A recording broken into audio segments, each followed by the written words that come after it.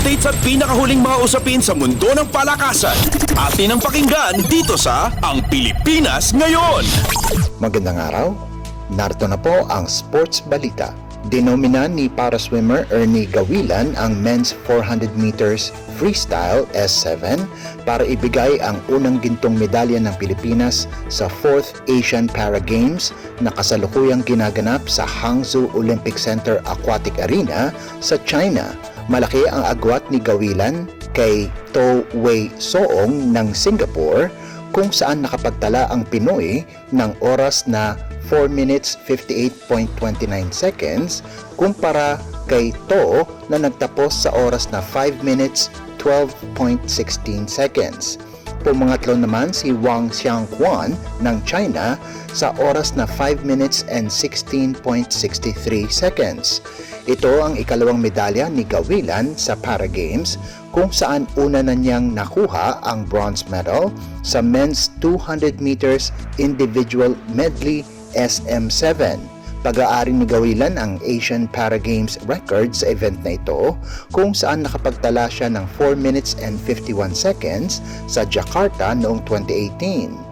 Hangad ng 32 anyos na si Gawilan na madagdagan ng gintong medalya ang kanyang koleksyon kung saan lalangoy pa ito sa men's 100 meter backstroke sa huling araw ng 4th Asian Para Games Swimming Championships sa Huwebes.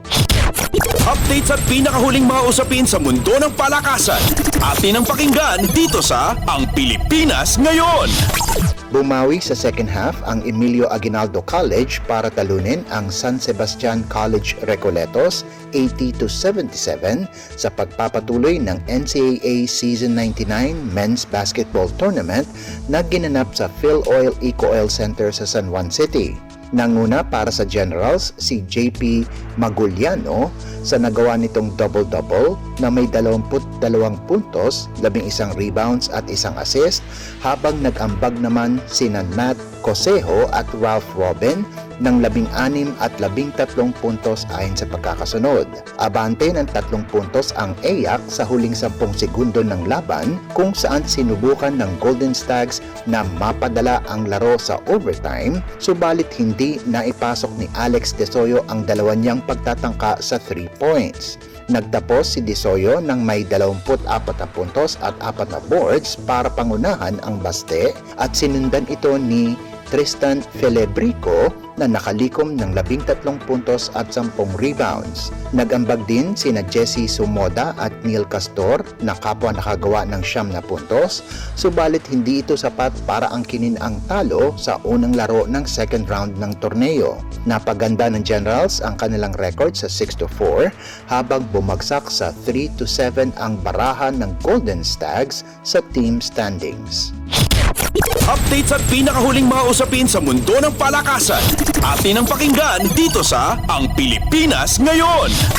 Ibinigay ng Akari Chargers ang unang talo ng Cherry Tigo sa 2nd 2023 Premier Volleyball League o PVL All-Filipino Conference sa likuran ni Dindin Manabat at Faith Nisperos. Nanguna para sa Akari sina Manabat at Nisperos para pataubin ang crossovers 25-20, 18-25, 25-22 at 25-20 na ginanap sa Inares Sports Center sa Antipolo. Nagtapos ng may pinakamaraming puntos si Manabat sa kanyang 21 puntos kasama na ang 4 na blocks habang nag-ambag si Nisperos ng 17 puntos at 14 na excellent receptions para pagandahin ang record ng Akari sa 2-1. Samantala, kapareho na ang record ng Cherry Tigo sa Akari kung saan nabasag ang kanilang 2-game winning streak. Pinamunuan naman ni Ea Laure ang Cherry sa kanyang nalikom na 17 puntos habang ang kanyang kapatid na si EJ ay nagtala ng 14 na puntos. Nagdagdag naman ng 12 puntos si Ces Robles. Updates at pinakahuling mga usapin sa mundo ng palakasan. Atin ang pakinggan dito sa Ang Pilipinas Ngayon.